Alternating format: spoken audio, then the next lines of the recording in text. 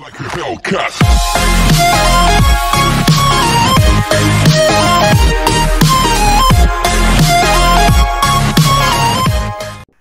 Hey guys, welcome to learning studio. आज हम देखने वाले प्रोजेक्शन ऑफ प्लेन के बारे में। अगर आपको प्रोजेक्शन ऑफ पॉइंट और प्रोजेक्शन ऑफ लाइन आता है तो आपको प्रोजेक्शन ऑफ प्लेन बहुत ही इजी जाएगा। तो आज हम कुछ बेसिक्स देखने वाले हैं जिससे कि आपको नॉर्मल जो प्रॉब्लम होते हैं प्रोजेक्शन ऑफ प्लेन के वो इजीली सॉल्व कर सके। तो चलिए शुरू करते हैं आज का वीडियो। तो यहाँ पे हमारा प्रॉब्लम है, एक प्लेन है जो सरफेस पैरेलल टू HP, ये आपका प्लेन है जिसका सरफेस है पैरेलल से HP से पैरेलल है। तो ठीक है, अगर आप इसको फ्रंट व्यू से देखोगे तो आपको क्या दिखेगा, ये है आपका फ्रंट व्यू। जब आपको कुछ भी ऑब्जेक्ट फ्रंट व्यू से देखते हैं तब आपको एक लाइन दिखेगा। कोई भी प्लेन होगा जो रेक्टेंगुलर फॉर्म में है, ये आपका नॉर्मल प्रोजेक्शन हो गया क्योंकि आप फ्रंट व्यू से देख रहे हैं और ये एक प्लेन है और प्लेन में हमेशा दो ही डायमेंशन होते हैं, एक लेंथ एंड दूसरा है ब्रेथ। तो आपको सिर्फ लेंथ दिखेगी, ये आपका हो गया फ्रंट व्यू। और आप जब टॉप व्यू से देखोगे तो आपको एक रेक्टेंगुलर शेप मिलेगा, ये रहेगा आपका टॉप व्यू। और बाद में इस रेक्टेंगुलर प्लेन को हम इंक्लाइन कर देते हैं, surface incline to HP and pictorial representation. ये आपका जो रेक्टेंगुलर है, रेक्टेंगुलर प्लेन, ये आपका सरफेस से कुछ एंगल फॉर्म कर रहा है, मतलब ये इंक्लाइन टू द HP है। जब इस इंक्लिनेशन को आप देखोगे तब आपको क्या दिखेगा, आपको VP पे एक इंक्लाइन लाइन दिखेगी कुछ इस तरह से। ये आपका हो गया फ्रंट व्यू। अब आपके टॉप व्यू में कुछ दिखेगा तो वो है एक छोटा रेक्टेंगल जो है प्रोजेक्टेड रेक्टेंगल। फिर आपका नेक्स्ट केस है one small side incline to the VP। आपका एक साइड है स्मॉलर साइड जो कि ये हो सकता है या फिर ये हो सकता है, जो कि इंक्लाइंड है VP से। तो हम इसको प्रॉब्लम में भी देखेंगे, आप आगे आपके बहुत से प्रॉब्लम आएंगे जिसमें ये कंडीशन दी रहेगी। तो ये बस आपको समझाने के लिए है। तो आपको कुछ फ्रंट व्यू में ऐसा दिखेगा और टॉप व्यू में भी कुछ इंक्लाइंड रेक्टेंगुलर दिखेगा जो कि रोम्बस जैसा दिख रहा है। तो अब हम इसका ऑर्थोग्राफिक प्रोजेक्शन देख लेते हैं। जब भी आप इसका ऑर्थोग्राफिक प्रोजेक्शन निकालोगे तब शुरुआत आपको HP से करनी है, टॉप व्यू से करनी है, जहाँ पे आप एक रेक्टेंगुलर शेप बनाओगे। यहाँ पर आपको एक लेंथ दी रहेगी और दूसरी उसकी ब्रीथ दी रहेगी, तो आपको बना लेना है। ये रहेगा इसका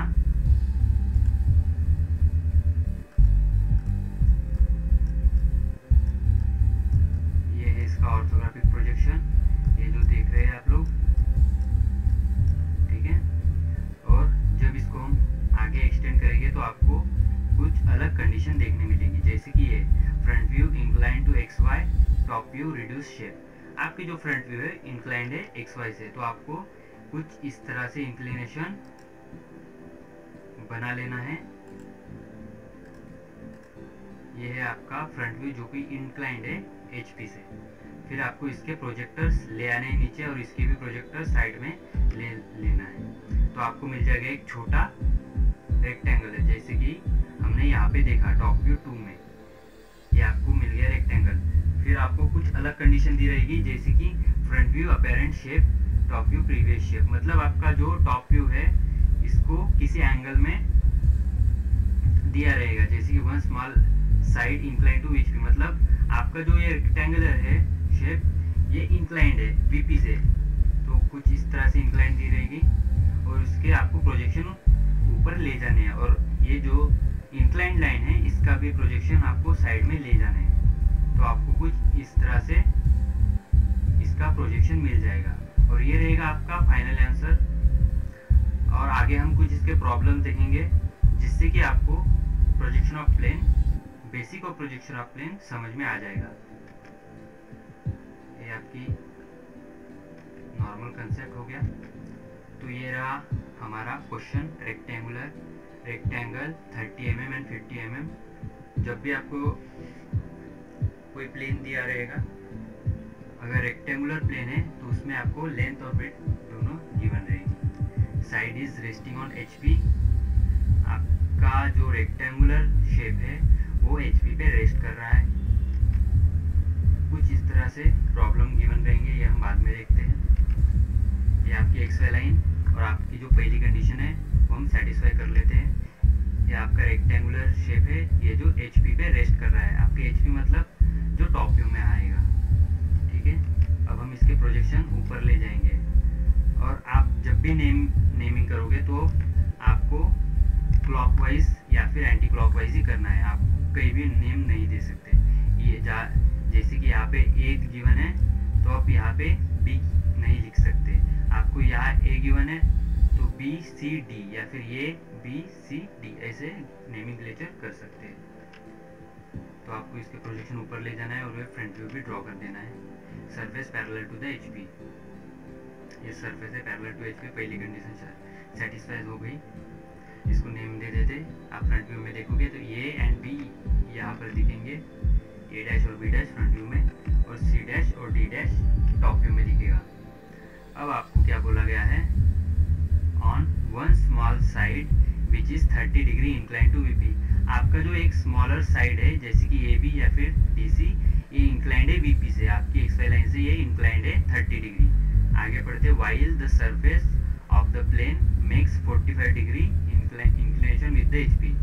जब आपका ये सरफेस है ये 45 डिग्री इंक्लाइंड रहेगा, तब आप 30 डिग्री इंक्लाइन कर सकते हैं इस टॉप व्यू को यानी रेक्टेंगुलर को। तो आपकी जो सेकंड कंडीशन है वो दरअसल थर्ड कंडीशन है, और थर्ड कंडीशन है आपकी सेकंड कंडीशन। मतलब while the surface of the plane makes 45 degree, जब 45 डिग्री इंक्लाइन रहेगा तब आपको 30 डिग्री लेना है। तो हम इसको 45 डिग्री इंक्लाइन कर लेते हैं।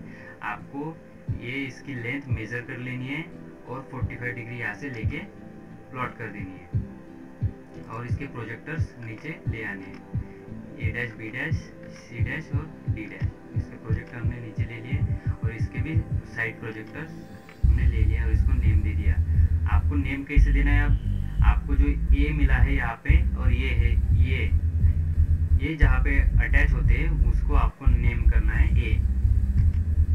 और 1 किस लिए, क्योंकि ये दूसरा प्रोजेक्शन है इसलिए हम इसको A1 ऐसा नाम दे देंगे। और जब ये है D और ये है D डैश, जब ये अटैच होंगे तो यहाँ पर रहेगा D1, ये B1 और इस C1। तो ये हमें मिल गया है सेकंड। तो हम दो कंडीशन सेटिस्फाइड हो गई है, अब हमें थर्ड कंडीशन सेटिस्फाई करनी है। तो अब थर्ड कंडीशन क्या बोलती है आपकी, the small side which is 30 degree incline to VP। तो आपका ये स्मॉलर साइड है, ये 30 डिग्री इंक्लाइन है VP से, तो आपको ये 30 डिग्री ले लेना है। ये आपका 30 डिग्री हो गया, इंक्लाइंड है VP। ये आपकी smaller side incline to VP, ठीक है। ये आपका VP, ये इंक्लाइंड है 30 डिग्री। ये 30 डिग्री हमने ले लिया है, A1 B1 C1 और D1, और इसके प्रोजेक्शंस आपको ऊपर ले जाने हैं। ये आपके प्रोजेक्टर्स है और इस साइड प्रोजेक्टर भी लेके जाने हैं। यहाँ पे भी आपको कुछ ऐसे ही नाम देने, A डैश, और यहाँ का जो A1 है ये जहाँ पे क्रॉस करेंगे वो रहेगा आपका A1 डैश। तो ये रहेगा आपका A1 डैश, ये रहेगा आपका B1 डैश, ये रहेगा आपका देखना है C, और ये रहेगा C1 डैश और ये D1 डैश। और आपको इनको अटैच कर देना है। ये रहेगा आपका फाइनल आंसर। बस आपको इतना ही सॉल्व करना है और आपको फुल मार्क्स मिल जाएंगे। अब आपको बता देता हूँ कि ये प्रॉब्लम्स क्यों गिवन रहते हैं। आपको ये कंपलसरी नहीं है कि ये प्रॉब्लम आपको गिवन रहेगा, लेकिन मैं आपको कुछ एक्स्ट्रा बता देता हूँ कि अगर आपको ये ऐसे क्वेश्चन गिवन रहेंगे तो आपको क्या आंसर लिखना है। Surface incline to which plane, ये आपका फर्स्ट क्वेश्चन है। तो आपका सरफेस जो है इंक्लाइन किस प्लेन से इंक्लाइंड है, ठीक है। तो यहाँ पर आपका जो सेकंड कंडीशन है सरफेस इंक्लाइन टू HP। आपका यहाँ पर देखिए, while the surface of the plane makes 45 degree inclination with H P, मतलब आपका फर्स्ट आंसर रहेगा एच पी, ये रहेगा आपका फर्स्ट आंसर। सेकंड रहेगा assumptions for the initial position, आपको ये अज्यूम करना है, आपको ये गिवन हर वक्त नहीं रहेगा।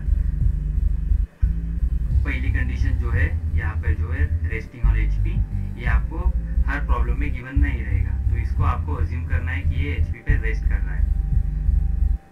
तो assumption for the initial position is parallel to the HP, ये हमेशा पैरेलल रहेगा HP से, इफ आपको ये लाइन गिवन नहीं है प्रॉब्लम में तब।